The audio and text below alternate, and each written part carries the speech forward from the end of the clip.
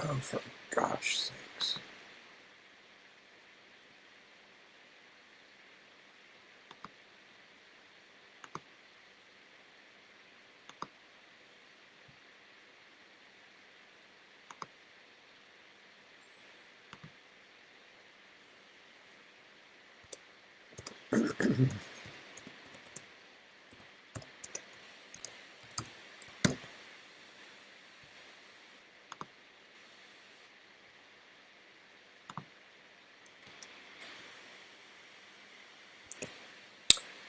And we seem to have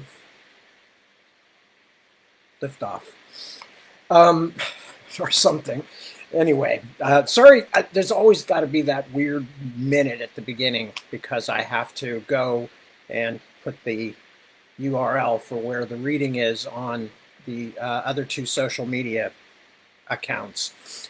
My other two social media accounts, which is why I'm sitting there silently or semi-silently going tickety tickety tick. I'm sure there's some better way to do it, and I just haven't figured it out yet. But so much for my grasp of the modern technology. I mean, yeah, I used to work at Apple Computer, for God's sakes. I was an early adopter of almost everything. But you know, there's just so many bells and whistles these days that it's always odd and interesting trying to figure out anything in our modern world. Anyway, so enough of that. Enough of that. And but that's why I'm not just literally turning on the camera too soon, you know, and not aware of it. It's that once I turn it on, I have to wait until it actually starts before I have a URL that I can get on the other Facebook account and post it. So that's what's going on. So, anyway, before I start, and I will say hello to people, and it's good to see people and all that. Here, I'll show you. First of all, I'm wearing my Labyrinth t-shirt, which was, I think, a gift from my daughter because when David Bowie died, and Deborah and I, of course, were, you know, very caught up in it and you know, going through all the things you go through when a major cultural figure who has been important in your life dies, including enjoying the hell out of his last two records, which are two amazing albums, especially when you consider that he was literally fighting cancer through making both of them. Anyway, my daughter, who had discovered David Bowie secondhand and then found out that he was the guy in Labyrinth.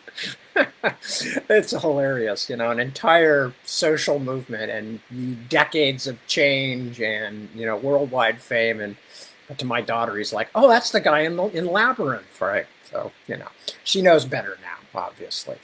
Anyway, so she gave me this T-shirt, and it's been stuck away in a drawer for a while, and I haven't known where it was, and that's part of the problem of being Tad. I have too bloody many T-shirts, and there's not enough room for all of them, so they kind of get moved around and stashed in other drawers or piled up in closets or whatever, and then I can't find them, and I've got so many of them I forget until I stumble across them and suddenly go, oh, that shirt, I love that shirt.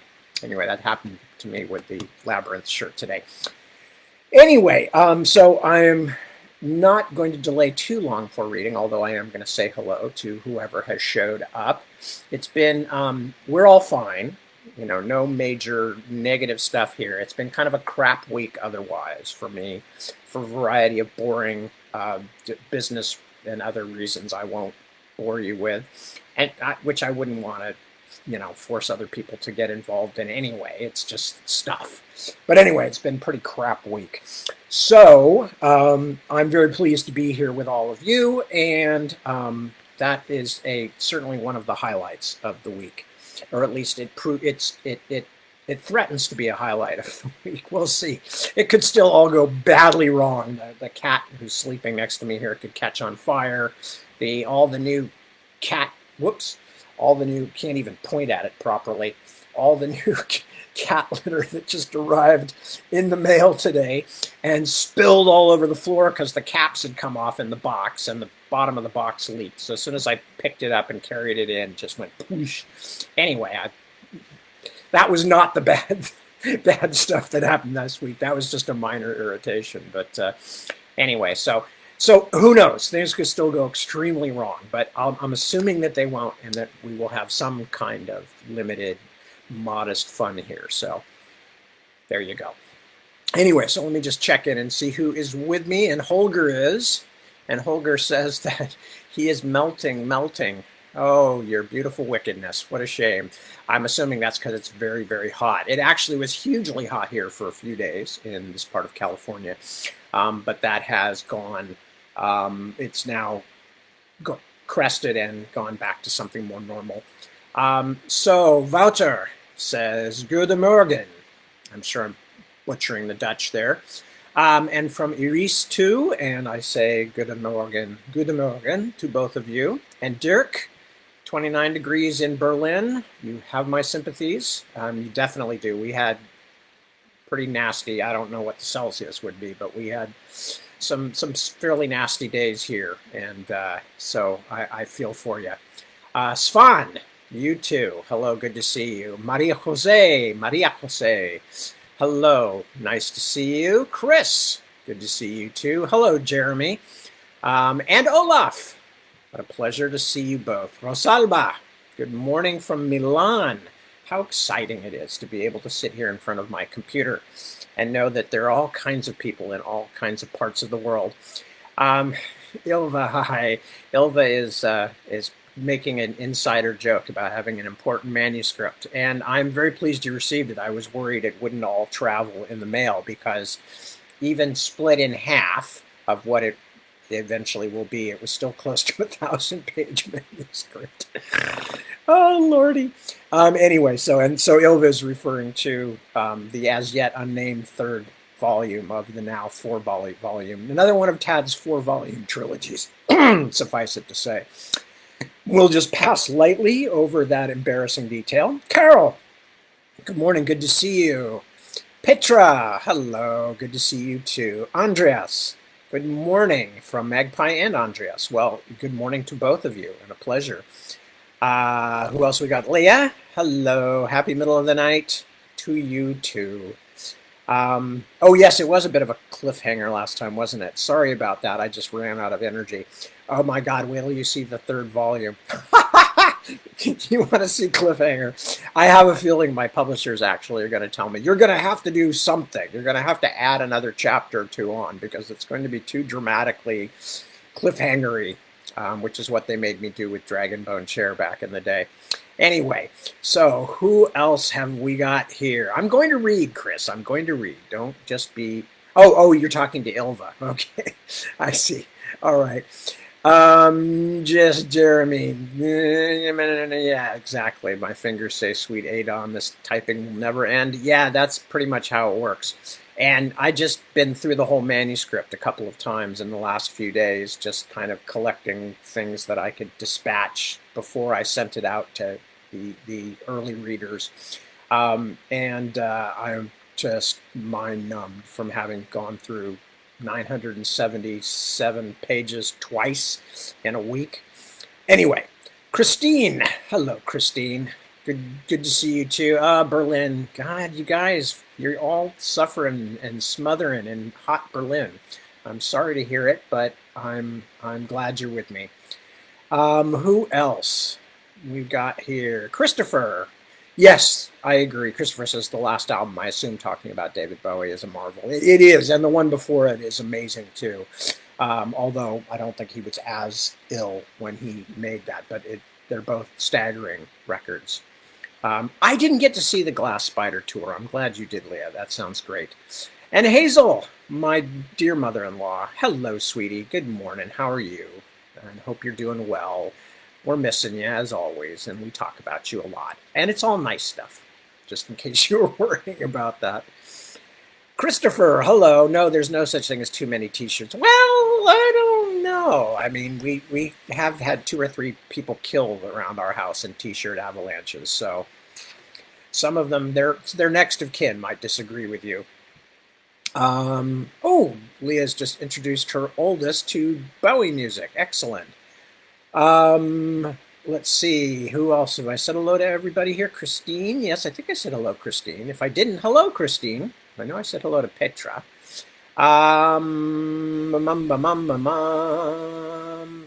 Felicity, hello, Felicity. Good to see you from chilly New Zealand. Well, yes, but that's because you chose to have your country on the other hemisphere. Okay, let's be honest here. If you wanted it to be summertime right now, you could have, moved New Zealand to the northern hemisphere, probably just by pushing with a big stick, like they used to do with flatboats. If enough of you had really wanted to, you could have pushed your way up into. Actually, that would be a good idea. You could like just migrate north for the winter and then migrate back down south again for the summer or something like that. Anyway, Anna Rose. Yeah, oh, good. Make them feel bad. Good thinking. Make all those people who are silly enough not to be living down there in La Jolla feel bad for themselves. Because, like I said, whose fault is it? Not mine. I didn't put New Zealand in the southern hemisphere. Nobody even asked me. Anyway, Ty. Hello. Good to see you too, Ty. This 37 degree. Oh, yes. So they're still all complaining. Okay. Yeah, I know. That's what we Americans do too. We all do that. We're all talking about like, yeah, well, our weather is worse than your weather. We're suffering here. In fact, in England, it's the only safe topic of conversation because anything else, can get you into trouble. But everybody talks about the weather, mostly about how miserable it is. It's one of the great things about living in England is the universal hopelessness and yet contempt for English weather is just a national trait. It's fascinating. I never ceased to be amused and entertained by it in the saddest kind of way. And when I first moved to London, when Deborah and I were first together, I would be walking down our local high street in Highbury, where we lived, and like every other shop seemed to be a travel agency, and they all had pictures of, sunny Spain, sunny this, sunny that, Mallorca, the Canary Islands, Tenerife, and California, it was all pictures of sun, sun, sun, sun. And of course, then when I lived there for a while and it would get dark at 3 o'clock in the afternoon in the wintertime, and, even in the summertime, it would be gray and drizzly. I at last began to understand, although being basically an indoor person, I most of the time, I like the outdoors, but I spend huge amounts of time indoors. And the less beautiful it is outdoors, the happier I am to be concentrating on work. So I actually didn't have a problem with the English weather, but I know a lot of people do. Anyway, I've now wasted the first 13 or 14 minutes of my time, so I guess I'd better get to reading. Yes, in the last episode, it's like we're doing a radio serial here. Last time, you may have remembered. Now, basically what happened is that Beric and Bryony were called to Avon Brone's chambers in the middle of the night. Avon Brone, of course, is the Lord Constable and a very important noble. And Avon Brone was trying to get them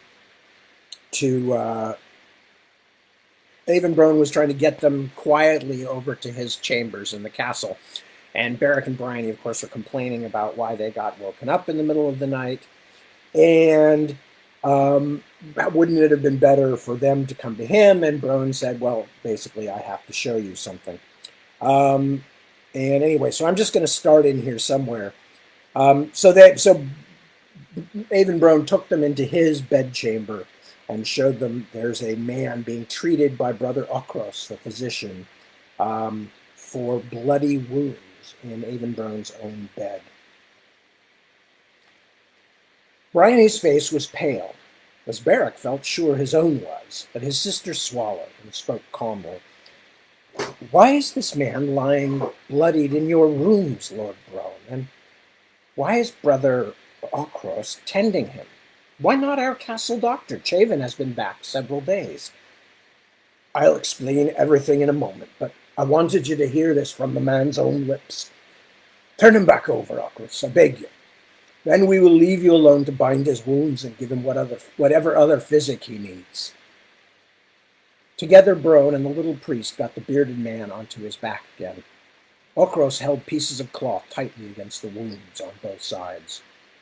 "Rule," said the Lord Constable. "It's me, Brone.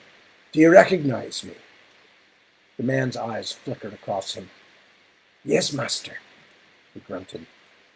"Tell me again what you saw at Summerfield Court, Rule. Tell me what sent you riding back here in such a hurry, and probably earned you an arrow in the back."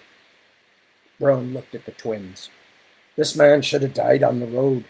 Clearly, someone thought he would." Rule groaned again. "Autarch's men," he said at last. "In Summerfield." He fought to moisten his lips, swallowed hard. "The cursed Zixi bastards were honored guests of the old Duchess." "The Autarch's men? With the Tollies?" Barrett couldn't help looking around, as though at any moment the shroud-faced men of his nightmares might appear from the shadows. "Aye." Brone was grim. "Now, come, and I will tell you the rest of the tale."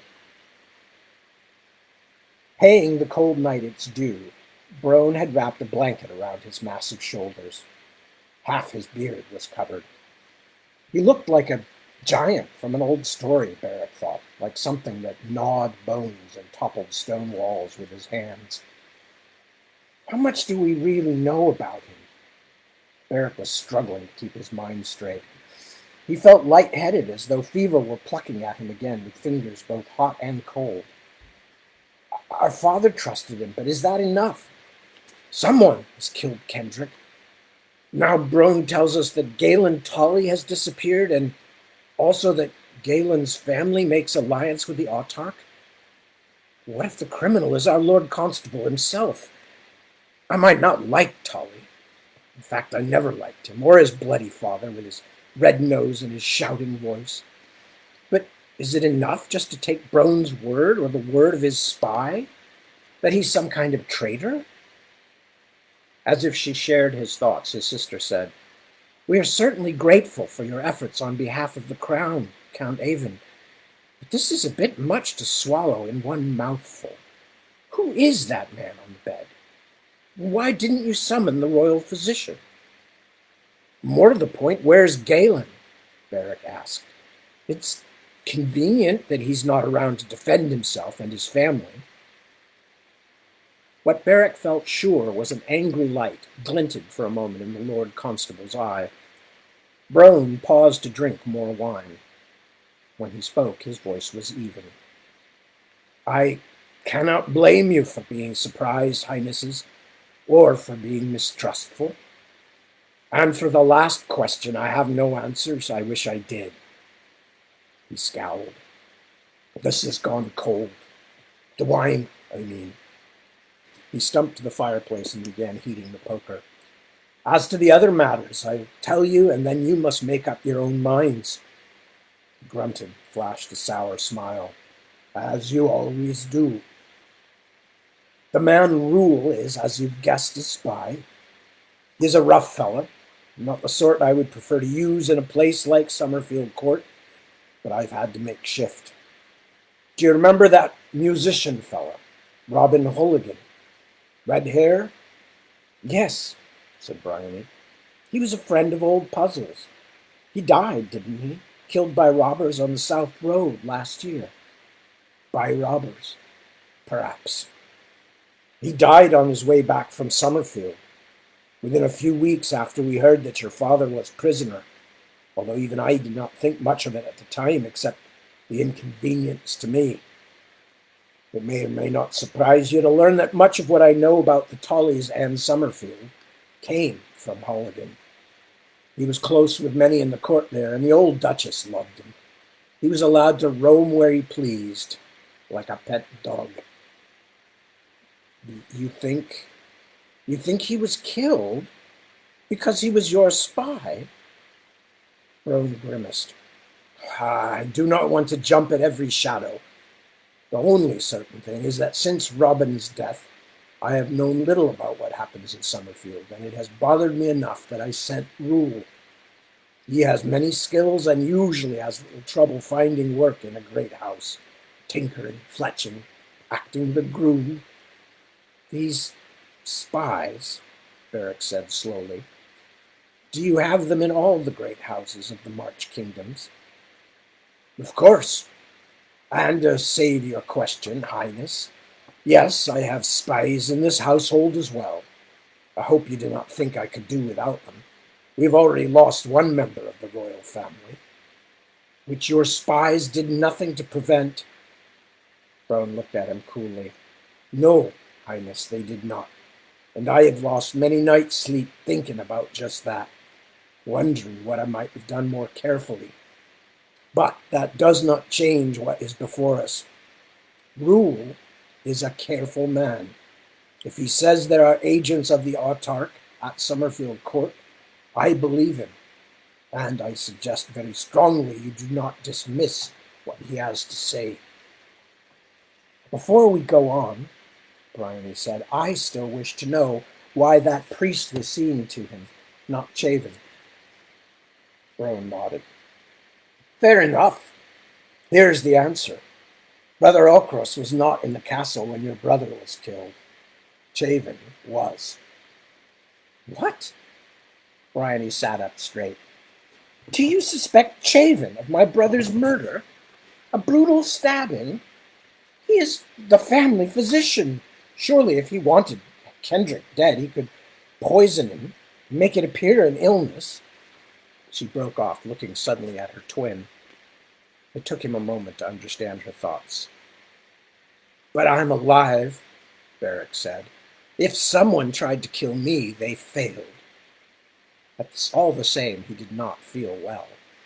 Beric shook his head, wishing he had never come to the Lord Constable's rooms, that he had stayed in bed struggling against nightmares that were at least arguably imaginary. Brone, are you saying that Chavin might have murdered Kendrick? Or been in league with whoever did? The old man slid the poker into his flagon, then blew the steam away so he could watch the wine bubble. No, I'm saying no such thing, Prince Beric, but I am saying that I trust almost no one. And until we know who did kill your brother, everyone who could come near to him is suspect. Including me?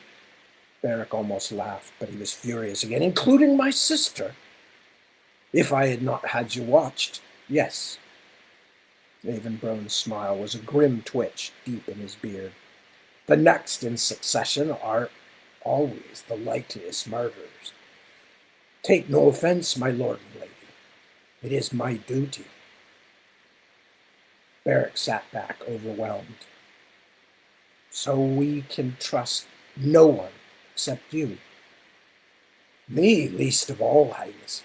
I have been here too long, know too many secrets, and I have killed men in my day. He looked hard at them both, almost challenging them. If you have no other sources of information than me, Prince Beric, Princess Bryony, then you're not being careful enough.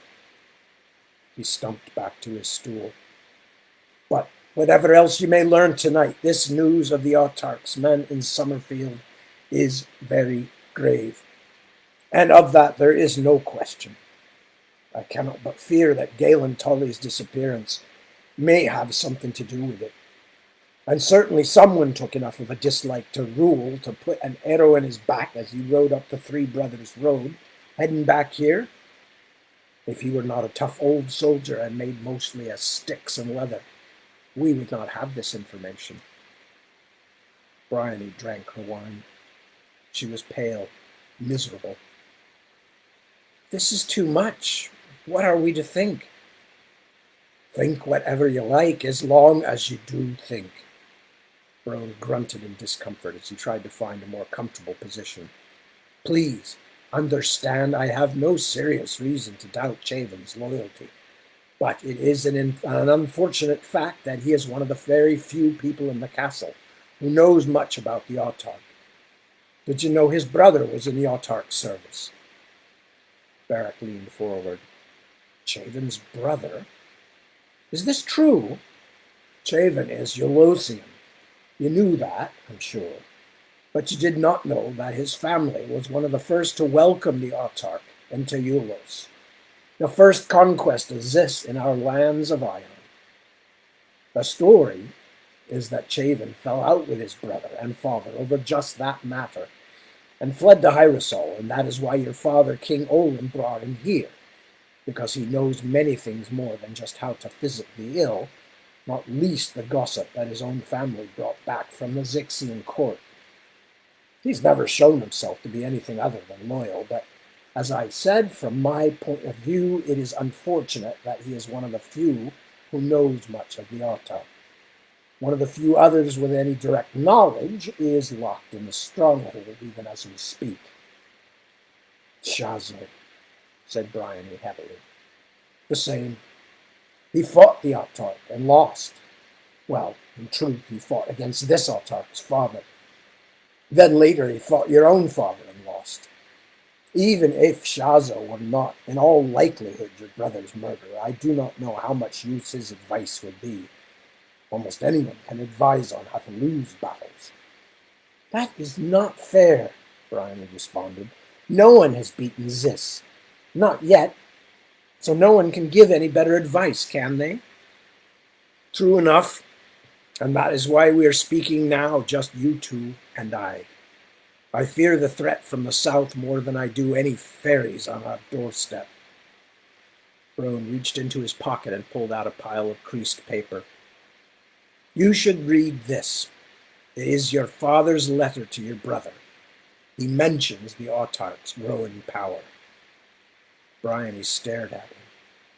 You have the letter. I've only just discovered it. Rowan handed her the papers. There is a page missing. What is gone seems of little import. Talk about maintaining the castle and its defenses, but I cannot be sure. Perhaps you'll notice something I did not. You had no right to read that, Barrack cried. No right! That was a private letter from our father. The Lord Constable shrugged. These days we cannot afford privacy. I needed to see if there's anything in it that might speak of immediate danger. It has been missing for some time, after all.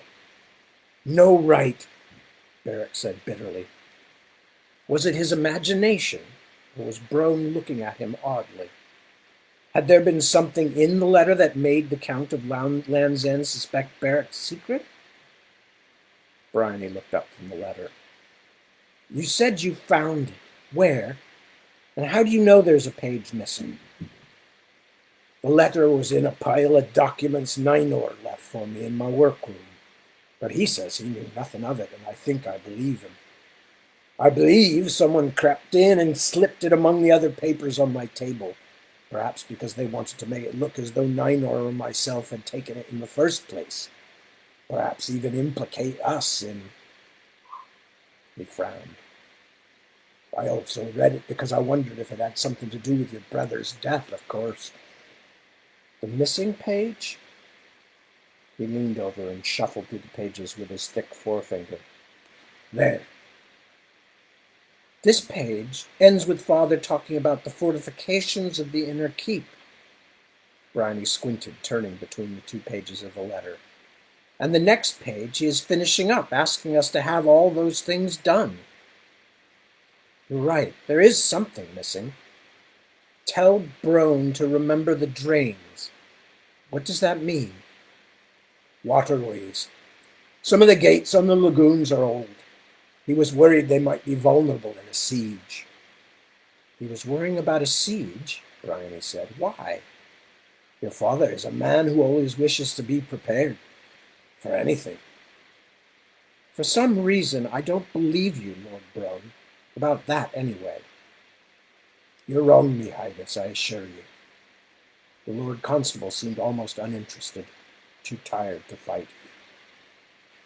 Barrack, his worst alarm past, was also beginning to feel lethargic. What good all this posturing and imagining? What difference in what their imprisoned father might have written, or what it might have meant? Whoever killed Kendrick had ended the Prince Regent's life in the midst of all the power of Southmarch. such as it was. If it was the autarch, he thought, who has already conquered an entire continent and now begins to gulp at this one as well, bite by bite, how can a tiny kingdom like ours hope to save itself? Only distance had protected them so far, and that would not be a bulwark forever. So, one way or other, there is a traitor in our midst, said Beric. The person who had the letter may have had no connection to Prince Kendrick's death. There is another question, Bryony said. Why return it at all? With a page missing, it is as much as proclaiming that someone else has read a letter from the king to the Prince Regent. Why make that known? Ravenburn nodded. Just so, my lady. Now, if you will pardon me, I will ask you to take the letter with you. You may think of some suitable punishment for my reading it as well, if you choose. I am old and tired, and I still must find some place to sleep tonight. I doubt Brother Okros will let me move Rule out of my bed. If you wish to talk to me about what it says, send for me in the morning, and I will come at once. Brone swayed a little. With his great size, he looked like a mountain about to topple, and Beric could not help taking a step backward. We are come on grave times, Highnesses. I am not the only one relying on you two for all your youth. Please remember that, Prince Beric and Princess Bryony, and be careful of what you say, and to whom. Courtesy was the victim of exhaustion. He let them find their own way out.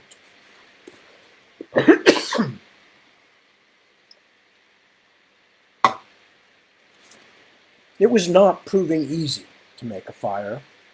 The forest was damp, and there was little deadfall.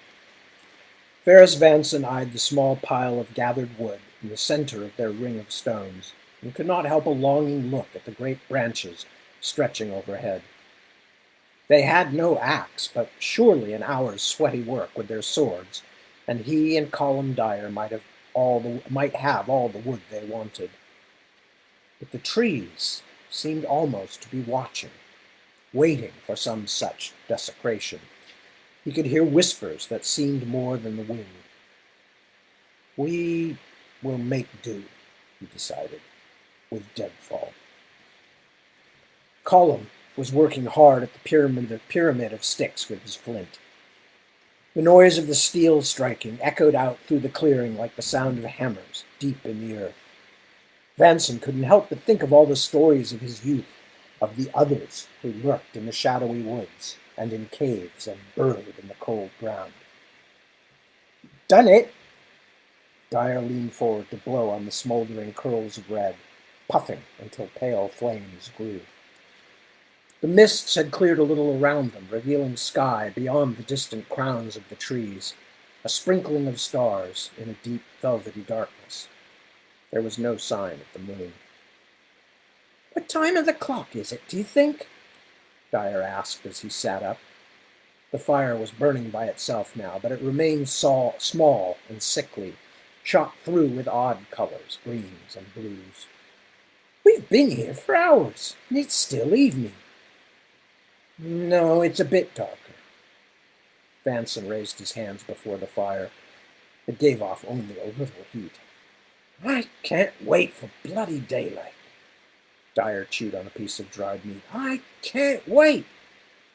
You may not get it. Vanson sighed and sat back. A wind he couldn't feel made the tops of the trees wave overhead. The campfire, weak as it was, seemed a kind of a wound in the misty twilight clearing. He couldn't help feeling the whole forest wished to heal that breach, to grow back over it, swallowing the flames and the two men, scabbing the injury over with moss and damp and quiet darkness. I do not think it is ever full daylight here. The sky is above us, said Dyer firmly, but there was a brittle sound to his voice. That means the sun will be there when day comes, even if we can't see it. Not all the mists in the world can change that. Vanson said nothing to this. Colum Dyer, veteran of many campaigns, dealer and risker of death, was as frightened as a child. Vanson, an elder brother in his own family, knew you did not argue with a frightened child about small matters until the danger had passed. Small matters, he thought, like never seeing the sun again. I will take the first watch tonight, he said aloud. We must keep calling for the others. Dyer rose and walked to the edge of the clearing, cupping his hands. Hello! Adcock! Southstead! Hello! Ferris Vanson couldn't help flinching at the noise, which was quickly swallowed by the trees. His every instinct told him to stay quiet, to move slowly, not to attract attention. Like a mouse on a tabletop, he thought, and was bitterly amused. Don't want to wake anyone. I think by now the others must have made camp, he said. And if shouting were enough, they would have found us hours ago. Dyer came back and sat by the fire. They will find us. They are looking for us, even Southstead, though you might doubt it, Captain. The Royal Guard won't walk away while 2 of their number are lost. Vanson nodded, but he was thinking something quite different. He suspected that somewhere the rest of the guards and poor Raymond Beck and the mad girl were just as lost and frightened as he and Dyer. He hoped they had the sense to stay put and not to wander. He was beginning to understand a little of what happened to the girl and even to the madman in his own childhood village who had come back from beyond the shadow line. Try to sleep, Colin. I'll take first watch. At first, he thought it merely a continuation of the strange dreams that had seeped into his increasingly desperate attempts to stay awake. It was not full night dark. He sensed it would never be fully dark because the mists were shot through with the glow of the moon, which had at last appeared in the sky above the trees, round and pale as the top of a polished skull. But it was definitely the dog end of night. He should have woken Dyer hours ago. He had fallen asleep, a dangerous thing to do in such a strange place, leaving the camp unguarded. Or was he asleep still? It seemed so, because even the wind seemed to be quietly singing, a wordless chant rising and falling. Something was moving in the trees along the edge of the clearing. His breath caught. Vanson fumbled for his sword, reached out with his other hand to wake Colum Dyer, but his companion was gone from the spot where he had lain sleeping only a short while earlier. Vanson had only a few heartbeats to absorb the terror of that discovery, and the movement at the clearing's rim became a white-shrouded, hooded figure as strangely translucent as a distillation of mists. It seemed to be a woman, or at least it had a woman's shape, and for a moment he was filled with the unlikely hope that the girl Willow had gone sleep-wandering from the guards' camp, that the rest of the company were somewhere nearby after all, and Dyer had been right. But the hairs rising on the back of his neck proved it was a lie, even before he saw that the figure's feet did not touch the earth below her faintly shimmering gown. Mortal man. The voice was in his head, behind his eyes, not in his ears. He could not say whether it was old or young or even male or female. You do not belong here. He tried to speak, but couldn't. He could see little more of her face than pallid light and faint shadows, as though it were hidden behind many veils of glimmering fabric. All that was truly visible were her eyes, huge and black, and not at all human. The old laws are ended, the spectre told him. The world seemed to have collapsed into a single dark tunnel with the luminous, vague face at the other end. There are no riddles left to solve.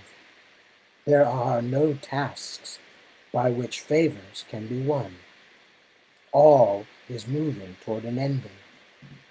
The shadow voices that once cried against it have gone silent in the house of the people. The figure moved nearer. Vanson could feel his heart thundering in his breast, beating so hard that it seemed it must shake him to pieces, but yet he could not by choice move a single muscle. A gauzy hand reached out, touched his hair, almost seemed to pass through him, cool and yet prickly along his cheek, like sparks from a campfire settling on damp skin. I knew one like you once. Some tone was in the voice that he almost recognized, but in the end the emotion was too strange to grasp. Long he stayed with me, until his own son had worn away. In the end, he could not remain. As the face loomed closer, it seemed charged with moonlight. Vanson wanted to close his eyes, but could not. For a brief instant he thought he could see her clearly, although what or who he was seeing he could not entirely understand. A beauty like the edge of a knife, black eyes that were somehow full of light, like the night sky full of stars, an infinitely sad smile. Yet during that moment it also felt as though a chilly hand had tightened on his heart, squeezing it into an awkward shape from which it would never completely recover. He was gripped, as though by death itself. But death was fair, so very fair. Ferris Vanson's soul leaped toward the dark eyes, toward the stars of her gaze, like a salmon climbing a mountain rill, not caring whether death was at the end of it. Do not look for the sun, mortal. He thought there was something like pity in the words, and he was dashed. He didn't want pity. He wanted to be loved. He wanted only to die being loved by this creature of vapor and moonlight. The sun will not come to you here. Neither can the shadows be trusted to tell you anything but lies. Look instead to the moss on the trees. The roots of the trees are in the earth, and they know where the sun is always, even in this land where his brother is the only Lord. And then she was gone, and the clearing was empty except for the quiet hiss of wind in the leaves. Vanson sat up, gasping, heart still stuttering. Had it been a dream? If so, part of it had proved true anyway. There was no sign of Dyer. Vanson looked around, dazed at first, but with increasing fear. The fire was all but out, little glowing worms of red writhing in the blackness inside the stone circle. Something crackled behind him, and he leaped up, fumbling at the hilt of his sword. A figure staggered into the clearing. Dyer! Vanson lowered his blade. Colin Dyer shook his head. Gone? The soldier's voice was mournful. I could not catch up to. Now he seemed to see Vanson truly for the first time, and his face twisted into a mask of secrecy. For an instant, Ferris Vanson thought he could read the other man's clear thoughts, see him decide not to share his own vision. Are you well? Vanson demanded. Where were you? Dyer made his way slowly back to the fire. He would not meet his captain's eye. Well enough. Had a dream, I suppose. Woke up wondering. He eased himself down and covered himself with his cloak and wouldn't talk any more. Vanson lay down too. One of them should keep watch, he knew, but he felt as though he had been touched by something wild and strong, and was somehow certain that touch would keep other things of this place at bay. For this night, anyway. He was as tired as if he had run for miles. He fell asleep quickly beneath the trees and the strange stars. Ferris Vanson woke to the same dim gray light, a little more milky perhaps, but nothing like morning. The wind was still talking wordlessly. Colin Dyer had slept like a dead man, but he awakened like a sick child, full of moans and sullen looks. The words of the midnight visitant, whether ghost or dream, were still in Vanson's head. He allowed Dyer time only to empty his bladder, waiting impatiently in the saddle while the soldier did up the strings of his breeches. "Can't we even light a fire?" Dyer asked, "just to warm our hands? It's so bloody cold." "No. By time we make one, we'll be tired again, and then we will sleep. We will never get away. We will stay here while this forest swirls around us like an ocean and drowns us." He did not know exactly what he meant, but he felt it unquestionably to be true. "We must ride while we can, before this place sucks away all our resolve." Dyer looked at him strangely. "You sound as though you know a great deal about this country." "As much as I need to." He didn't like the accusing tone in the man's voice, but didn't want to be pulled into an argument. "Enough to know I do not wish to end up like that girl-child Willow, wandering mad in the woods." "And how will we find our way out again? We searched for hours. We're lost. I was raised on the edge of these woods, or at least something like them." He suddenly wondered whether they were even in the world he knew, or wandering in a place more distant than the land of the gods. It was a harrowing thought. What had the phantom said? Even in this land where his brother is the only lord. Whose brother? The sun's? But the moon was a goddess, surely. White-breasted Mesia, great Perrin's sister. It was too much to think about. Vanson forced himself back to what was before them now, the hope of escape. It was hard to think, though. The voice of the wind was ever present and insinuating, urging sleep and surrender. "The moss will grow thickest on the southern side of the trees," he said. "If we continue south long enough, surely we will find our way back into wholesome lands again." "Leaving this place beyond," Dyer said quietly, thoughtfully. It was strange, but to Vanson he sounded almost unwilling, a notion that sent a pulse of fear chasing up the guard captain's backbone. The morning, or at least the stretch of hours after waking, slid by quickly. There was moss everywhere, on almost every tree, deep, woolly green patches. If it grew more thickly on one side than another, it was a minute difference. After a while, Vanson began to doubt his own ability to distinguish. Still, he had no other plan, and he was growing increasingly frightened. They had lost the road in a thicket of black-leaved trees too thick to pass, and they had not found it again. He had not seen a single thing that looked familiar. It was hard not to feel that the forest was continuing to grow around him, that its borders were stretching outward faster than he and Dyer could ride, and that not only wouldn't they find their way out again, the shadow forest would soon cover everything he had ever known, like wine from an upended jug spreading across a tabletop. Dyer's mood also worried him. The bearded guardsmen had grown increasingly more distant, even as their horses strode shoulder to shoulder. He hardly spoke to his captain, but talked much to himself and sang snatches of old songs that Vanson felt he should recognize, but didn't.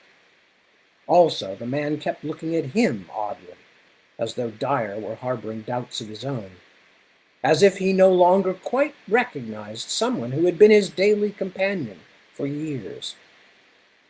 "There is something in the air here," Vanson thought desperately. "Something in the shadows of these trees. This place is eating us." It was a terrible idea, but once it lodged in his mind, he could not shift it. He had a dreamlike vision of himself and Dyer lying beside the lost road, dead and decaying like the woman he had once found in her cottage.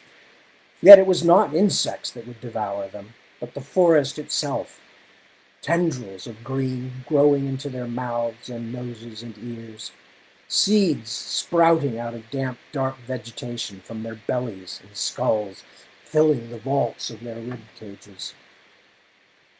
Maybe it is a true vision, he thought suddenly. Perhaps we are already dead, or nearly so. Perhaps our bodies are already disappearing under the moss, and we only dream we are riding on through this dark land, beneath the endless, God's cursed trees. I feel the fires, Dyer said abruptly. What fires? The horses had stopped. They stood, weirdly still and silent. A forested valley leaned close above the two guardsmen on either side, as though they were in the mouth of some huge thing that in a moment would close its jaws and shut them away from the light forever. The forge fires, the bearded guardsman replied in a distant voice. The ones that burn under Silent Hill. They make weapons of war. Bright fingers, chant arrows, wasps, cruel stones. The people are awake. They are awake. As he struggled to make sense of Dyer's bizarre statement, Vanson felt a sharp but noiseless wind come hurrying down the canyon. The mists swirled upward, rising and parting, and for a brief instant he thought he could see an entire city at the top of the valley. A city that was also part of the forest, a mass of dark trees and darker walls, the two almost indistinguishable, with lights burning in 1,000 windows. His horse reared and turned away, dashing back down the path they had followed. He heard Dyer's horse's hoofbeats close behind him, and another sound, too. His companion was singing, quietly but exuberantly in a language Vanson had never heard. Dyer was still behind him, but silent now. He wouldn't answer any of his captain's questions, and Vanson had given up asking, simply grateful not to be alone. The twilight had grown thicker. The guard captain could no longer distinguish any difference in the thickness of the moss on the trees, could barely tell the trees from the darkness. The voices in the wind had crawled deep inside his head now, cajoling, whispering, weaving fragments of melody through his thoughts that tangled his ideas, just as the thickening brambles tugged at their horses' hooves, making them walk slower and slower. They are coming, Dyer abruptly announced in the voice of a frightened dreamer. They are marching. Ferris Vanson did not need to ask him what he meant. He could feel it, too, the tightening of the air around them, the deepening of the twilight gloom. He could hear the triumph in the wordless wind voices, although he still couldn't hear the voices themselves, except where they echoed deep in the cavern of his skull. His horse abruptly reared, whinnying. Caught by surprise, Vanson tumbled out of the saddle and crashed to the ground. The horse vanished into the forest, kicking and bounding through the undergrowth, grunting in terror. For a moment, Vanson was too stunned to rise, but a hand clutched him and dragged him to his feet. It was Colin Dyer, his horse gone now, too. The guardsman's face was alight with something that might have been joy, but also looked a little like the terror that Vanson himself was feeling, a pall of dread that made him want to throw himself back down on the ground and bury his head in the spongy grass. Now, Dyer said, now. And suddenly, Ferris Vanson could see the road again. The road they had sought for hours without success. It was only a short distance away, winding through the trees. But he barely noticed it. The road was full of rolling mist, and in that mist he could see shapes. Some of the figures, unless the mist distorted them, were tree-top tall, and others impossibly wide, squat and powerful.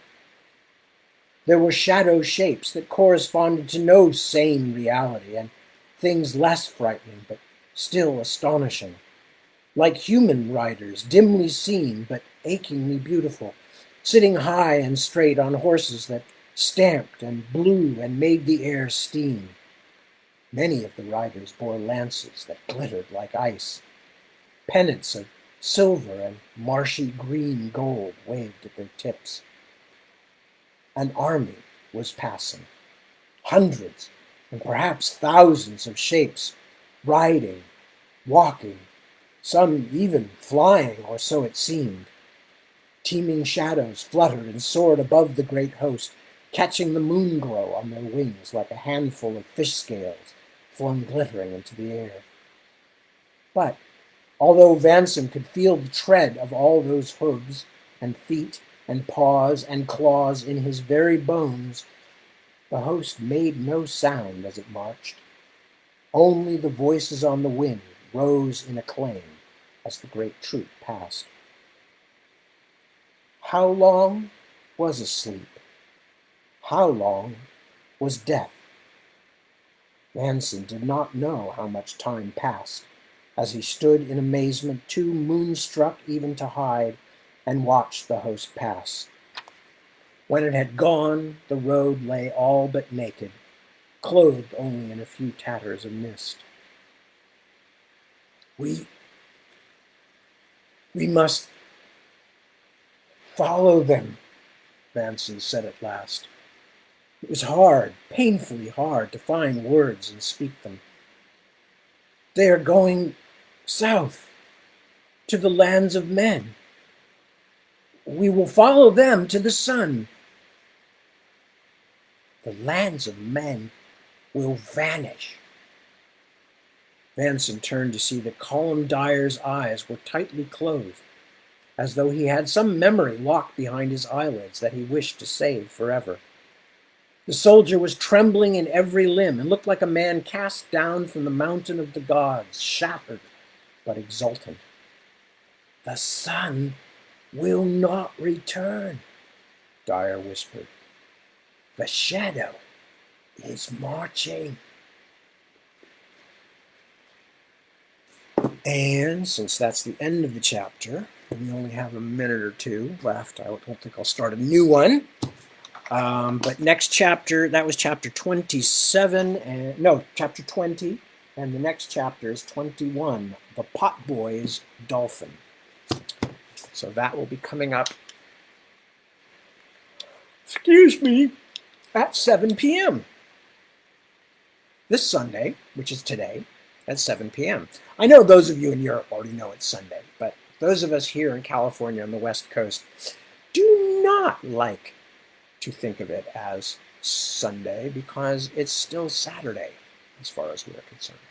Anyway, so with that, as I will recap the very small amount of news, which is basically none. We're all fine here. Everything's okay.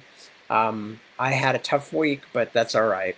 I will live. And everything else is fine. I just finished the earliest draft of the third volume of whatever the third book is going to be called, since we haven't decided yet. And I have just sent that out to my first readers, some of whom are often present here on these readings, because they are the ones who help me notice that I have brought back a character that I killed off without explaining how I did that, or, that I have completely rerouted one of the major rivers in Ostenard, or that, I have completely flubbed the chronology, or, all the things that I need other people to tell me about, because basically I'm useless on my own and need to be accompanied everywhere by explainers and helpers, which is actually a good thing that I have such nice explainers and helpers that will keep me from wandering out into the street to be hit by the bus of failure. And I appreciate that. So anyway, with that strange metaphor, I will thank you, as I always do, for joining me. And I will say to please continue to take good care of yourself and others. We are, at least in the sort of industrialized part of the world, we are much of the way through the pandemic and things are definitely better. But there's still a lot of other people going through it and having problems with it. So this also might be a good time to see if there's, if you can send some bucks to some organization that might be able to help some of the people in countries where they're still having real problems, like Paraguay, which is, I don't think anybody's been vaccinated in Paraguay, and they're having a horrible time. And of course, we all know that India's had a very bad time and other places. So if you feel the urge to help out in any way, shape, or form, I'm sure that it would not go amiss. But of course, there's also things to do just helping folks around us. And with that thought, and with a final thank you, I say goodnight. And I look forward to those of you who can join me either live or in recorded form when I continue and we learn what the Potboy's dolphin actually is and what a potboy is, because it's not a 420 reference, you kids, you darn kids with your darn slang. Anyway, when we all are together again. So, ciao bambini. Lovely to see you all, or at least to interact with you all. I'm sorry that you have to see me, but this is the only face I've got, so tough luck.